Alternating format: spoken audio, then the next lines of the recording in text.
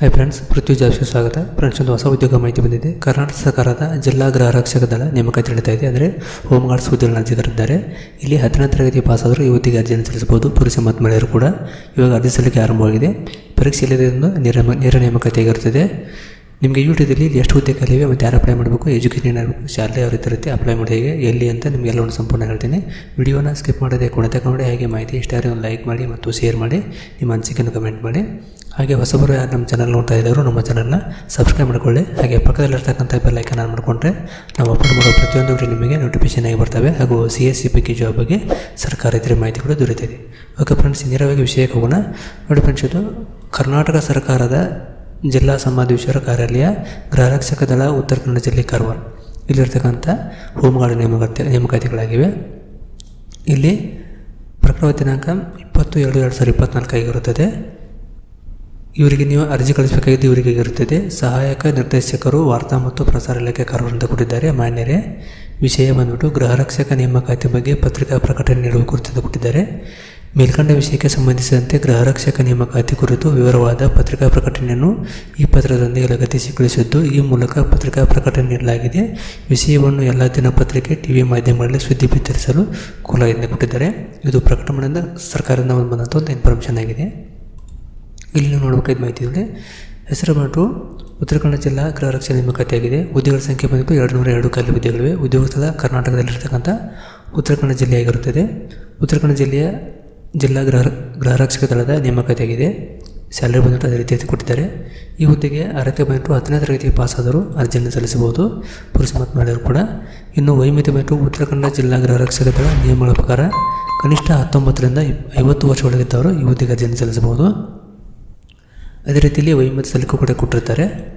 ಆಯ್ಕೆ ಪ್ರಕ್ರಿಯೆ ವೈದ್ಯಕೀಯ ಪರೀಕ್ಷೆ ಮತ್ತು ಸಂದರ್ಶನ ಮೂಲಕ ಆಯ್ಕೆ ಮಾಡ್ತೀವಿ ಅಂತ ಕೊಟ್ಟಿದ್ದಾರೆ. ಇಲ್ಲಿ ಅರ್ಜಿಯನ್ನು ಅಪ್ಲೈ ಮೂಲಕ ಸಲ್ಲಿಸಬೇಕಾಗಿರುತ್ತದೆ.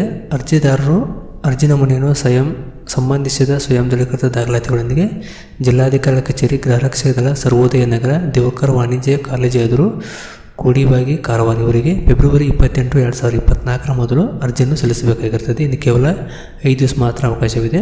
ಅಷ್ಟು ಅರ್ಜಿಯನ್ನು ಸಲ್ಲಿಸಬಹುದು. ಇದೆಲ್ಲ ಮಾಹಿತಿ ಕೊಟ್ಟಿದ್ದಾರೆ, ಓದ್ಕೋಬಹುದನ್ನು. ಹಾಗೆ ಇಲ್ಲಿ ಇನ್ನೊಂದು ಪತ್ರಿಕಾ ಪ್ರಕಟಣೆ ಕೊಟ್ಟಿದ್ದಾರೆ. ಇಲ್ಲಿರ್ತಕ್ಕಂಥ ಪ್ರಕಟಣೆಗೆ ನೋಡಿ, ನೂತನ ಸ್ವಯಂ ಸೇವಕ ಗೃಹ ರಕ್ಷಕ ಭರ್ತಿಗೆ ಅರ್ಜಿ ಆಹ್ವಾನ ಕೊಟ್ಟಿದ್ದಾರೆ. ಇಲ್ಲಿ ಕರಾವಳಿ ಮಂಜಾವರ್ತ ಪತ್ರಿಕೆಯಲ್ಲಿ ಬಂದಂಥ ಮಾಹಿತಿಯಾಗಿದೆ. ಉತ್ತರ ಕನ್ನಡ ಜಿಲ್ಲೆಯ ಗೃಹ ರಕ್ಷಕ ದಳದಲ್ಲಿ ಪ್ರಸ್ತುತ ಖಾಲಿ ಇರುವ ಕಾರವಾರ ಪ್ಲೇಸ್ ಕೊಟ್ಟಿದ್ದಾರೆ ನೋಡಿ.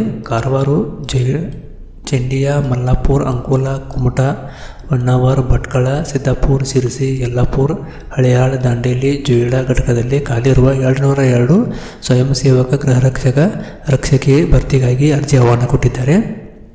ಇಲ್ಲಿ ತಾಲೂಕು ವ್ಯಾಪ್ತಿಯಲ್ಲಿ ಬರುವ ಅರ್ಹ ಅಭ್ಯರ್ಥಿಗಳು ದಿನಾಂಕ 20/2/2024 28/2/2024 ಜಿಲ್ಲಾ ಸಮಾದೇಶರ ಕಚೇರಿ ಗೃಹ ರಕ್ಷಕ ದಳಕ್ಕೆ ಭೇಟಿ ನೀಡಿ ಅಲ್ಲಿಂದ ಅರ್ಜಿ ಸಲ್ಲಿಸಬೇಕೆಂದು ಕೊಟ್ಟಿದ್ದಾರೆ. ಇಲ್ಲಿ 10ನೇ ತರಗತಿ ಪಾಸಾದರೂ ಆಗಿರಬೇಕಂತ ಕೊಟ್ಟಿದ್ದಾರೆ.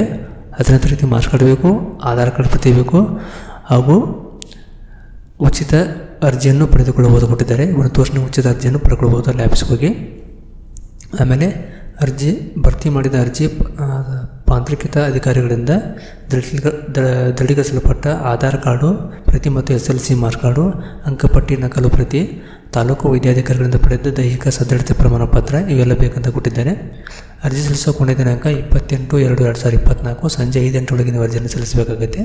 ಇಲ್ಲಿ ಜಿಲ್ಲಾ ಗೃಹ ರಕ್ಷಕ ದಳದ ಕಾರವಾರದ ಆಫೀಸಲ್ಲಿ ಫೋನ್ ನಂಬರ್ ಕೊಟ್ಟಿದ್ದಾರೆ. ಈ ಫೋನ್ ನಂಬರನ್ನು ಕಾಂಟ್ಯಾಕ್ಟ್ ಮಾಡಿ ಕೂಡ ಮಾಹಿತಿಯನ್ನು ಪಡ್ಕೋಬೋದು. ಸಂಪರ್ಕಿಸಿಂದ ಕೊಟ್ಟಿದ್ದಾರೆ.